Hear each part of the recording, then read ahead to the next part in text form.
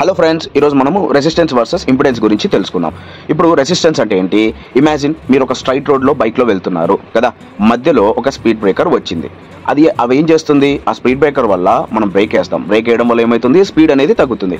అలాగే రెసిస్టెన్స్లో కూడా కరెంట్ని అపోజ్ చేస్తుంది. డీసీలో కరెంట్ని అపోజ్ చేస్తుంది. దీన్ని రెసిస్టెన్స్ అంటారు. అది ఇంపిడెన్స్ అంటే ఇప్పుడు మీరు అదే రోడ్లోనే వెళ్తున్నారు, ఓకే.